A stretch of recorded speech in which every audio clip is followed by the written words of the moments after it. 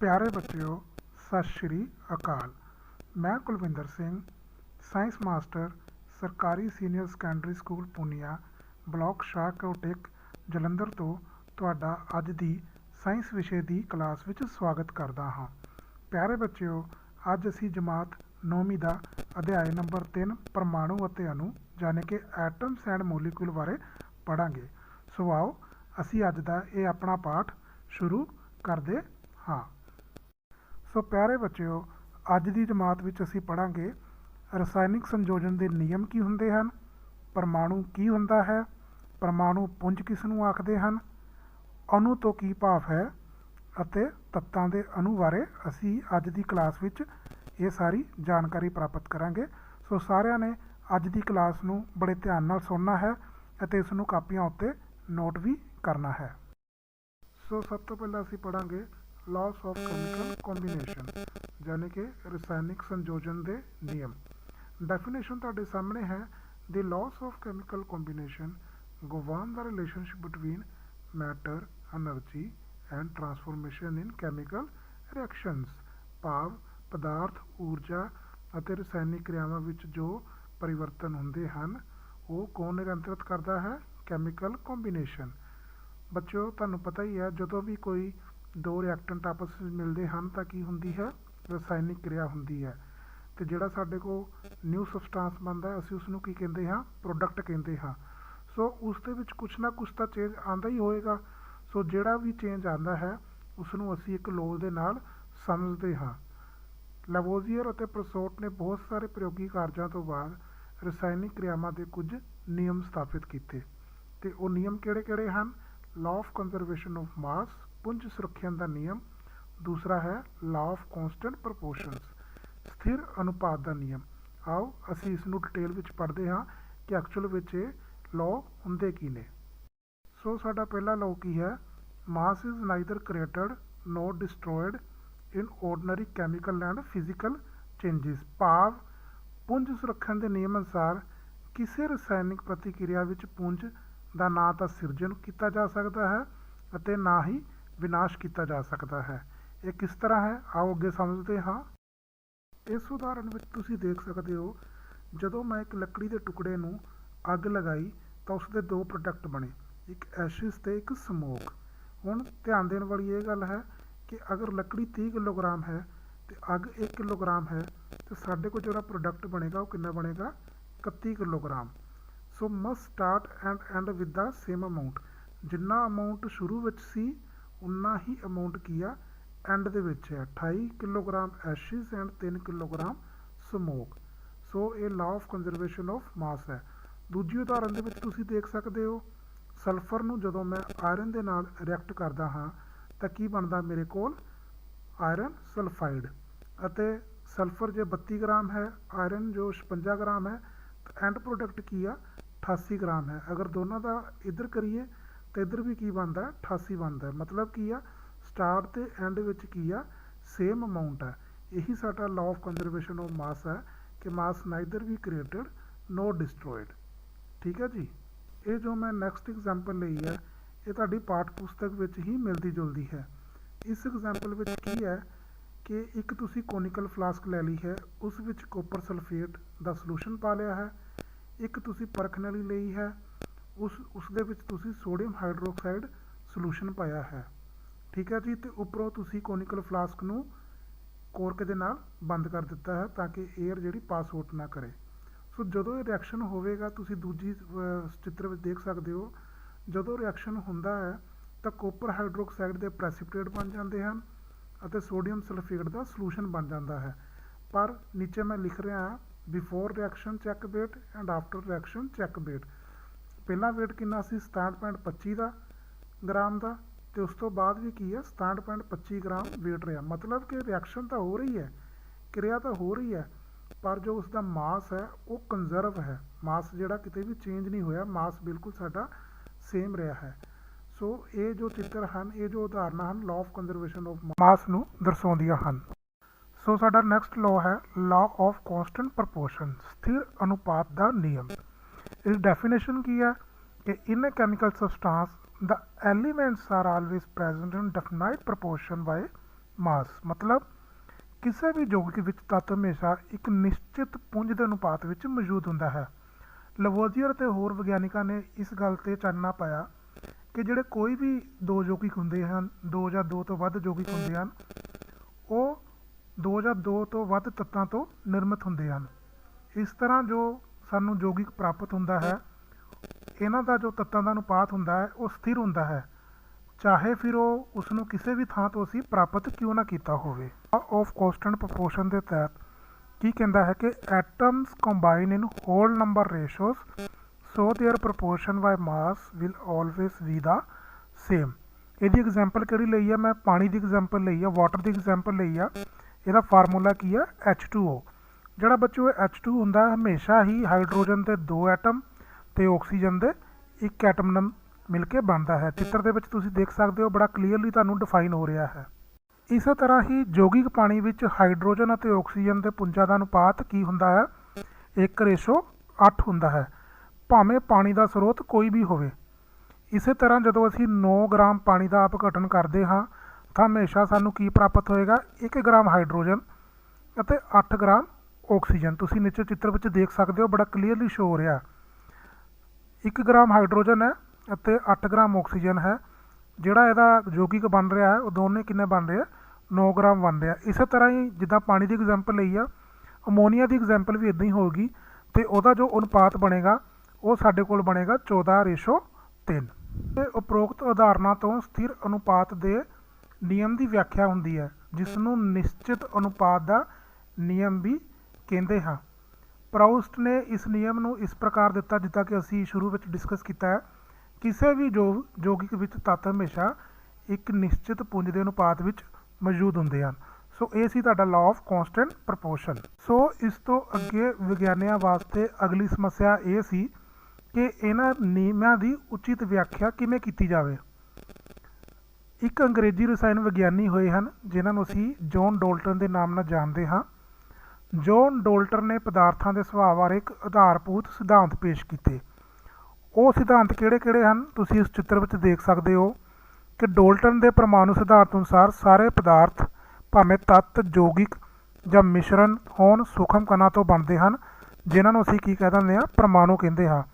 ਅਤੇ ਇਸ ਦੇ ਸਿਧਾਂਤ ਕੀ ਸੀ? ਆਓ ਇੱਕ ਵਾਰੀ ਇੱਥੇ ਪੜ੍ਹਦੇ ਹਾਂ ਕੀ ਸਿਧਾਂਤ ਸੀ ਇਸ ਦੇ। ਡਾਲਟਨ ਦੇ ਸਿਧਾਂਤ ਦੇ ਅੰਸ਼ ਕੀ ਆ? ਸਭ ਤੋਂ ਪਹਿਲਾਂ ਉਸਨੇ ਕਿਹਾ ਕਿ ਜਿਹੜੇ ਸਾਰੇ ਪਦਾਰਥ ਆ ਉਹ ਪ੍ਰਮਾਣੂਆਂ ਤੋਂ ਬਣਦੇ ਹਨ।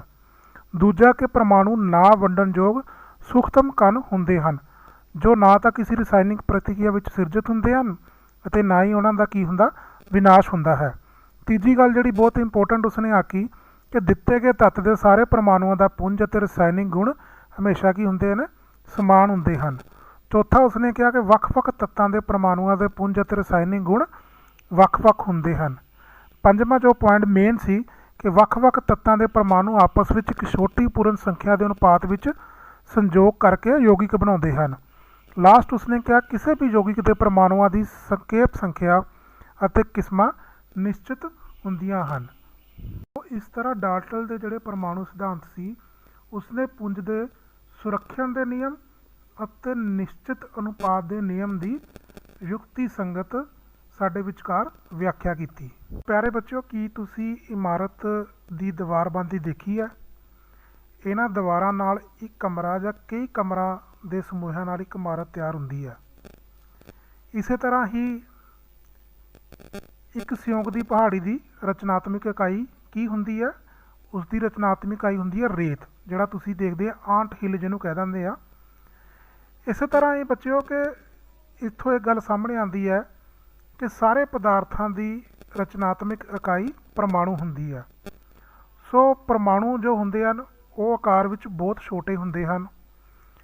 ਇਹ ਕਿਸੇ ਵੀ ਵਸਤੂ ਜਿਸ ਦੀ ਅਸੀਂ ਕਲਪਨਾ ਜਾਂ ਤੁਲਨਾ ਕਰ ਸਕਦੇ ਹਾਂ ਤੋਂ ਵੀ ਇਹ ਛੋਟੇ ਹੁੰਦੇ ਹਨ।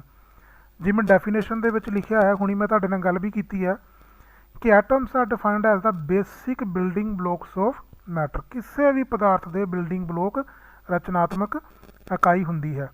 It is the smallest constitute unit of matter that processes the properties of chemical element, ਜਾਂ ਫਿਰ ਅਸੀਂ ਇਸ ਨੂੰ ਕਹਿ ਸਕਦੇ ਹਾਂ the smallest tiny particle of matter which can not be divided further is called atom. ਕਿ ਸਭ ਤੋਂ ਛੋਟਾ ਭਾਗ ਜਿਹਨੂੰ ਅੱਗੇ ਅਸੀਂ ਹੋਰ ਨਾ ਵੰਡ ਸਕੀਏ ਉਹਨੂੰ ਅਸੀਂ ਕੀ ਕਹਿ ਦਿੱਤਾ? ਐਟਮ। ਐਗਜ਼ਾਮਪਲ ਵਿੱਚ ਕੀ ਲਿਆ ਹੋਇਆ ਮੈਂ? ਸੋਡੀਅਮ, ਹਾਈਡਰੋਜਨ, ਆਕਸੀਜਨ, ਇਹ ਸਾਰੇ ਕੀ ਆ? ਐਟਮ ਨੇ। ਪਰਮਾਣੂ ਦੇ ਸਾਈਜ਼ ਦੀ ਗੱਲ ਕੀਤੀ ਆ ਕਿ ਪਰਮਾਣੂ ਕਿੰਨੇ ਵੱਡੇ ਹੁੰਦੇ ਹਨ। ਜਿੱਦਾਂ ਕਿ ਮੈਂ ਤੁਹਾਨੂੰ ਡਿਸਕਸ ਕੀਤਾ ਕਿ ਪਰਮਾਣੂ ਬਹੁਤ ਛੋਟੇ ਹੁੰਦੇ ਹਨ। ਇਹ ਕਿਸੇ ਵੀ ਵਸਤੂ ਦੀ ਜਿਸ ਦੀ ਅਸੀਂ ਕਲਪਨਾ ਜਾਂ ਤੁਲਨਾ ਕਰ ਸਕਦੇ ਹਾਂ, ਕਿਸੇ ਵੀ ਵਸਤੂ ਦੀ ਕਲਪਨਾ ਜਾਂ ਤੁਲਨਾ ਤੁਸੀਂ ਘਰ ਦੇ ਵਿੱਚ ਕੋਈ ਵੀ ਵਸਤੂ ਲੈ ਸਕਦੇ ਹੋ, ਉਸ ਵਸਤੂ ਤੋਂ ਵੀ ਛੋਟੇ ਹੁੰਦੇ ਹਨ। ਇੱਥੇ ਕਿਹਾ ਜਾਂਦਾ ਹੈ ਕਿ ਲੱਖਾਂ ਪਰਮਾਣੂਆਂ ਨੂੰ ਜਦੋਂ ਇੱਕ ਦੇ ਉੱਪਰ ਇੱਕ ਚੱਠੇ ਦੇ ਰੂਪ ਵਿੱਚ ਰੱਖੀਏ ਤਾਂ ਬੜੀ ਮੁਸ਼ਕਿਲ ਨਾਲ ਇੱਕ ਕਾਗਜ਼ ਦੀ ਸ਼ੀਟ ਜਿੰਨੀ ਮੋਟੀ ਪਰਤ ਬਣ ਸਕੇਗੀ। ਹੁਣ ਤੁਸੀਂ ਬੱਚੇ ਦੇਖ ਸਕਦੇ ਹੋ ਕਾਗਜ਼ ਦੀ ਸ਼ੀਟ ਦੀ ਕਿੰਨੀ ਕੁ ਮੋਟੀ ਪਰਤ ਹੁੰਦੀ ਹੋਊਗੀ, ਲੱਖਾਂ ਦੀ ਗੱਲ ਕੀਤੀ ਆ। ਸੋ ਅਸੀਂ ਇੱਥੋਂ ਲਗਾ ਸਕਦੇ ਹਾਂ ਗੈਸ ਕਿ ਜਿਹੜਾ ਪਰਮਾਣੂ ਦਾ ਸਾਈਜ਼ ਆ ਉਹ ਕਿਤਨਾ ਕੁ ਹੁੰਦਾ ਹੋਵੇਗਾ। ਆਓ ਅਗਲੀਆਂ ਚਿੱਤਰ ਵਿੱਚ ਅਸੀਂ ਦੇਖਦੇ ਹਾਂ। ਇਸ ਚਿੱਤਰ ਵਿੱਚ ਤੁਸੀਂ ਦੇਖ ਸਕਦੇ ਹੋ ਕਿ ਸਕੇਲ ਹੈ, ਸਕੇਲ ਦੇ ਵਿੱਚ 1 ਸੈਂਟੀਮੀਟਰ ਦੀ ਦੂਰੀ ਹੈ ਤੇ ਅਗਰ 1 ਸੈਂਟੀਮੀਟਰ ਦੀ ਦੂਰੀ ਵਿੱਚ ਮੈਂ ਐਟਮ ਦੀ ਗੱਲ ਕਰਾਂ ਤੇ 10⁸ ਐਟਮ ਉਸ ਸਪੇਸ ਵਿੱਚ ਆ ਸਕਦੇ ਹਨ। ਸੋ ਜਦੋਂ ਪਰਮਾਣੂ ਦਾ ਆਕਾਰ ਇੰਨਾ ਛੋਟਾ ਹੁੰਦਾ ਹੈ ਤਾਂ ਅਸੀਂ ਇਸ ਨੂੰ ਨਾ ਮਾਤਰ ਹੀ ਮੰਨ ਸਕਦੇ ਹਾਂ। ਭਾਵੇਂ ਅਸੀਂ ਉਹਨਾਂ ਨੂੰ ਵੇਖ ਨਹੀਂ ਸਕਦੇ, ਫਿਰ ਵੀ ਉਹ ਇੱਥੇ ਮੌਜੂਦ ਹੁੰਦੇ ਹਨ ਅਤੇ ਸਾਡੀਆਂ ਸਭ ਕਿਰਿਆਵਾਂ 'ਤੇ ਉਹਨਾਂ ਦਾ ਪ੍ਰਭਾਵ ਪੈਂਦਾ ਰਹਿੰਦਾ ਹੈ। ਹੁਣ ਆਧੁਨਿਕ ਤਰੀਕ ਨਾਲ ਅਸੀਂ ਦੇਖ ਸਕਦੇ ਹਾਂ ਸਿਲੀਕੋਨ ਸੱਤਾ ਦਾ ਪ੍ਰਤੀਬਿੰਬ। ਇਹ ਦੂਜਾ ਚਿੱਤਰ ਹੈ, ਉਸ ਵਿੱਚ ਤੁਸੀਂ ਪਰਮਾਣੂ ਸਪਸ਼ਟ ਤੌਰ 'ਤੇ ਦਿਖਾਈ ਦਿੰਦੇ ਹਨ। ਹੁਣ ਮੈਂ ਗੱਲ ਕਰਾਂਗਾ ਐਟਮ ਦੇ ਸਟਰਕਚਰ ਦੀ। ਤੁਸੀਂ ਚਿੱਤਰ ਵਿੱਚ ਦੇਖ ਸਕਦੇ ਹੋ ਐਟਮ ਦਾ ਸਟਰਕਚਰ ਹੈ। ਐਟਮ ਦੇ ਸਟਰਕਚਰ ਵਿੱਚ ਕੀ ਹੈ ਕਿ ਜੋ ਰਾਉਂਡਡ ਫਿਗਰ ਵਿੱਚ ਤੁਹਾਨੂੰ ਦਿਖਾਈ ਦੇ ਰਿਹਾ ਬਾਹਰ ਆਊਟਰਮੋਸਟ ਸ਼ੈੱਲ ਦੇ ਵਿੱਚ ਇਲੈਕਟ੍ਰੋਨ ਕੀ ਆ? ਰਿਵੋਲਵਿੰਗ ਅਰਾਊਂਡ ਕਰਦੇ ਰਹਿੰਦੇ ਨੇ। ਤੇ ਐਟਮ ਦੇ ਸੈਂਟਰ ਦੇ ਵਿੱਚ ਕੀ ਆ? ਨਿਊਕਲੀਅਸ ਹੈ। ਨਿਊਕਲੀਅਸ ਦੇ ਵਿੱਚ ਕੀ ਹੁੰਦੇ ਨੇ? ਪ੍ਰੋਟੋਨ ਤੇ ਨਿਊਟਰਨ ਦੋਨੇ ਇਕੁਅਲ ਮਾਤਰਾ ਵਿੱਚ ਹੁੰਦੇ ਹਨ। ਸੋ ਇਹ ਇੱਕ ਐਟਮ ਦੀ ਸਟਰਕਚਰ ਹੈ। ਸਾਰੇ ਬੱਚੇ ਇਸ ਨੂੰ ਬੜੇ ਧਿਆਨ ਨਾਲ ਦੇਖੋ ਅਤੇ ਇਸ ਨੂੰ ਆਪਣੀ ਕਾਪੀ ਦੇ ਉੱਪਰ ਵੀ ਬਣਾ ਸਕਦੇ ਹੋ। ਐਟਮ ਦੇ ਸਾਈਜ਼ ਤੋਂ ਬਾਅਦ ਮੈਂ ਗੱਲ ਕਰਾਂਗਾ ਐਟੋਮਿਕ ਰੇਡੀਅਸ ਦੀ, ਪਰਮਾਣੂ ਅਰਧ ਵਿਆਸ ਦੀ। ਇਸ ਦੀ ਡੈਫੀਨੇਸ਼ਨ ਕੀ ਹੈ? The atomic radius is defined as the shortest distance between the atoms nuclei and the outermost shell of the atom। ਤੁਸੀਂ ਚਿੱਤਰ ਵਿੱਚ ਦੇਖ ਸਕਦੇ ਹੋ ਡੀ ਕੀ ਆ? ਪੂਰਾ ਡਾਇਆਮੀਟਰ ਆ, ਜਿਹਨੂੰ ਮੈਂ ਮੈਥ ਦੀ ਲੈਂਗੁਏਜ ਵਿੱਚ ਕਹਿ ਦਿੰਦਾ ਆ। ਤੇ ਰੇਡੀਅਸ ਕੀ ਹੋ ਗਿਆ? d/2। ਦੂਜੇ ਚਿੱਤਰ 'ਚ ਤੁਸੀਂ ਦੇਖ ਸਕਦੇ ਹੋ ਐਟੋਮਿਕ ਰੇਡੀਅਸ ਕਿੰਨਾ ਹੈ? ਆਊਟਰਮੋਸਟ ਸ਼ੈਲ ਤੋਂ ਲੈ ਕੇ ਨਿਊਕਲੀਅਸ ਤੋਂ ਜਿਹੜਾ ਦਿਖ ਰਿਹਾ ਉਹ ਕੀ ਆ? ਐਟੋਮਿਕ ਰੇਡੀਆਈ ਆ। ਐਟੋਮਿਕ ਰੇਡੀਆ ਨੂੰ, ਪਰਮਾਣੂ ਅਰਧ ਵਿਆਸ ਨੂੰ ਅਸੀਂ ਨੈਨੋਮੀਟਰ ਦੇ ਵਿੱਚ ਨਾਪ ਸਕਦੇ ਹਾਂ। ਨੈਨੋਮੀਟਰ ਨੂੰ ਕਿਸ ਤਰ੍ਹਾਂ ਲਿਖਾਂਗਾ? ਸਮਾਲ ਲੈਟਰ ਦੇ ਵਿੱਚ nm। ਤੇ ਕਿਹਦੇ ਬਰਾਬਰ ਹੁੰਦਾ? 10⁻⁻9 ਮੀਟਰ ਕਿਹਦੇ ਬਰਾਬਰ ਹੁੰਦਾ ਆ? 1 ਨੈਨੋਮੀਟਰ ਦੇ ਬਰਾਬਰ ਹੁੰਦਾ। ਤੁਸੀਂ ਚਿੱਤਰ ਵਿੱਚ ਬੱਚੇ ਧਿਆਨ ਨਾਲ ਦੇਖ ਸਕਦੇ ਹਨ, ਸਾਹਮਣੇ ਲਿਖਿਆ ਹੈ। ਜੋ ਸਾਡਾ ਨੈਕਸਟ ਟੌਪਿਕ ਹੈ ਤੱਤਾਂ ਤੇ ਪਰਮਾਣੂਆਂ ਦੇ ਆਧੁਨਿਕ ਸੰਕੇਤ, ਮਤਲਬ modern day symbols of atom of different element.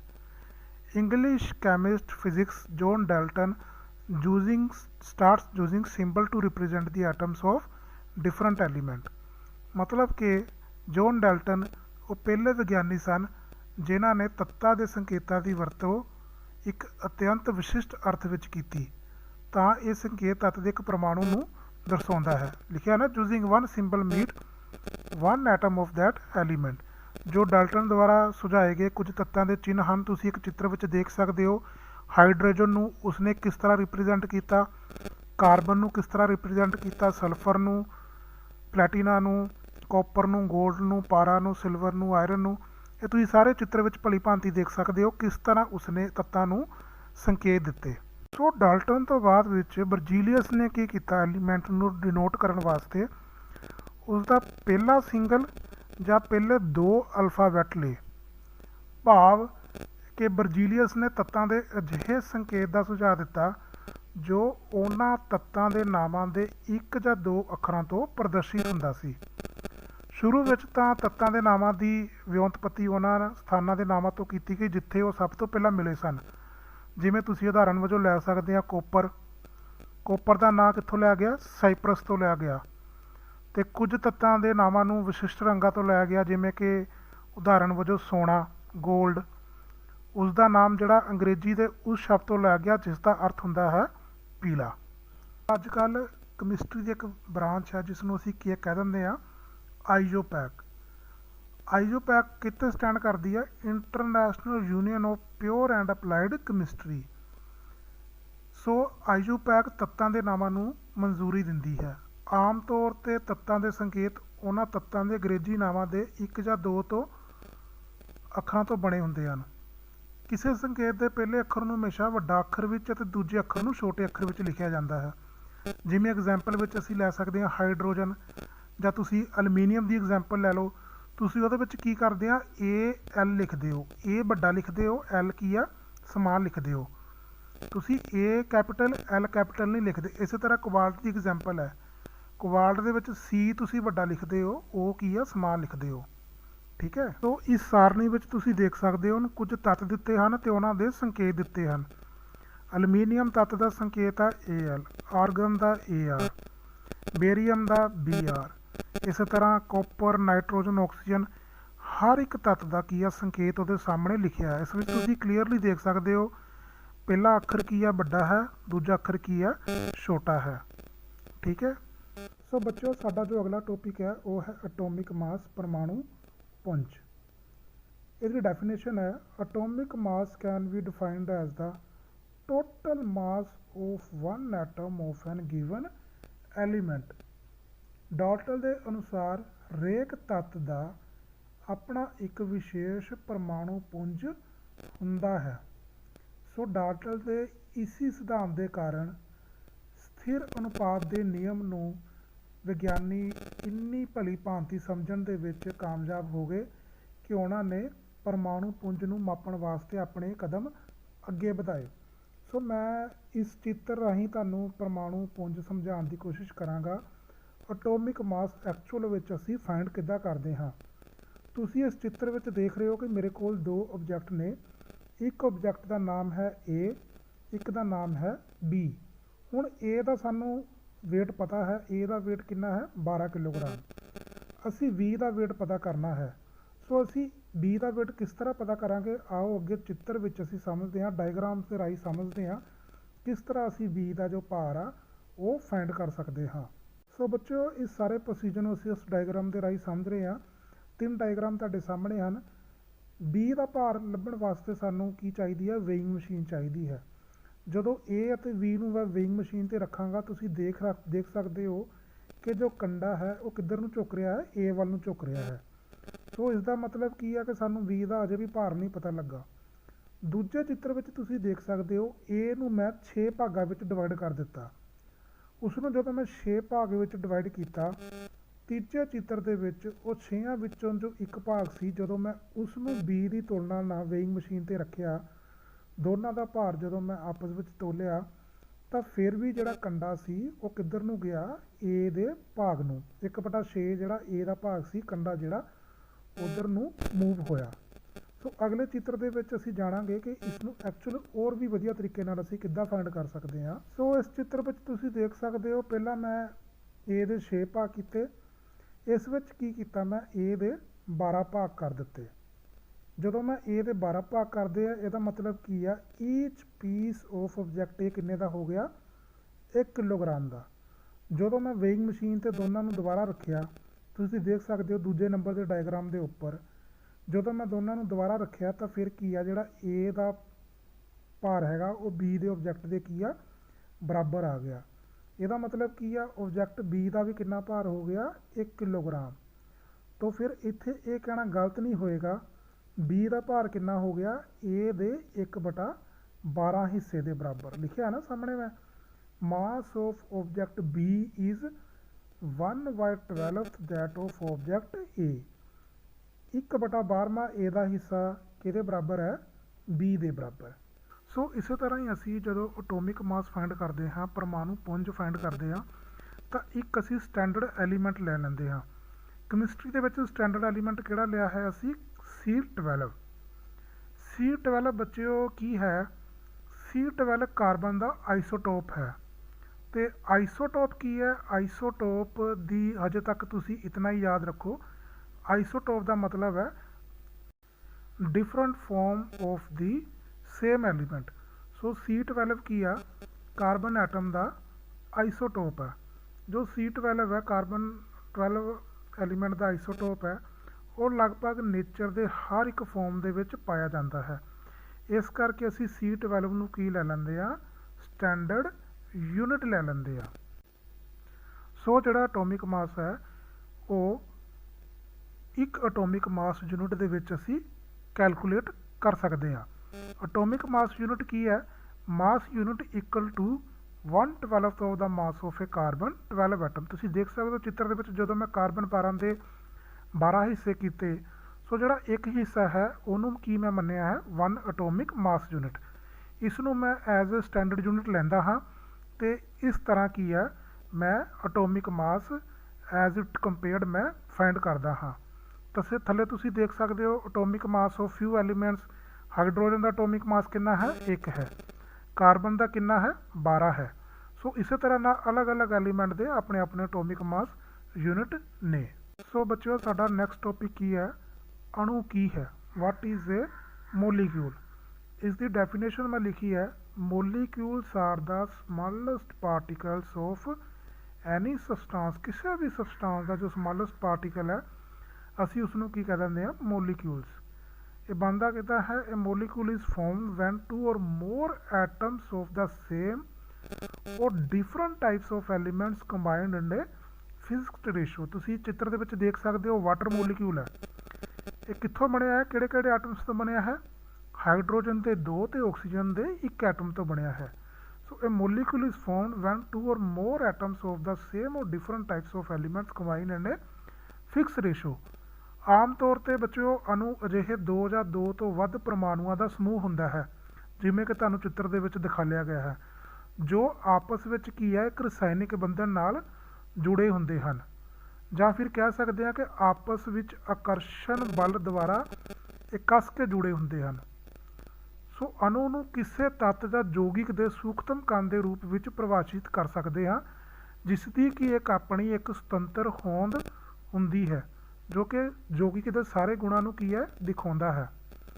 ਇੱਕ ਹੀ ਤੱਤ ਦੇ ਪਰਮਾਣੂ ਜਾਂ ਵੱਖ-ਵੱਖ ਤੱਤਾਂ ਦੇ ਪਰਮਾਣੂ ਆਪਸ ਵਿੱਚ ਸੰਯੋਗ ਕਰਕੇ ਕੀ ਬਣਾਉਂਦੇ ਹਨ? ਅਣੂ ਬਣਾਉਂਦੇ ਹਨ। ਇਸ ਦੀ ਐਗਜ਼ਾਮਪਲ ਤੁਹਾਡੇ ਸਾਹਮਣੇ ਬਿਲਕੁਲ ਕਲੀਅਰ ਹੈ, ਵਾਟਰ ਇਜ਼ ਏ ਮੋਲੀਕਿਊਲ। ਅਤੇ ਇਹਦੀਆਂ ਕੁਛ ਹੋਰ ਐਗਜ਼ਾਮਪਲ ਵੀ ਦੇਖ ਸਕਦੇ ਹੋ। ਆਕਸੀਜਨ ਹੈ, ਮਿਥਨ ਹੈ, ਕੈਫੀਨ ਹੈ, DNA ਹੈ, ਇਹ ਸਾਰੇ ਕੀ ਹੈ? ਮੋਲੀਕਿਊਲ ਨੇ। ਸਾਡਾ ਨੈਕਸਟ ਟੌਪਿਕ ਹੈ ਮੋਲੀਕਿਊਲਸ ਆਫ ਐਨ ਐਲੀਮੈਂਟ। ਤੱਤਾਂ ਦੇ ਅਣੂ।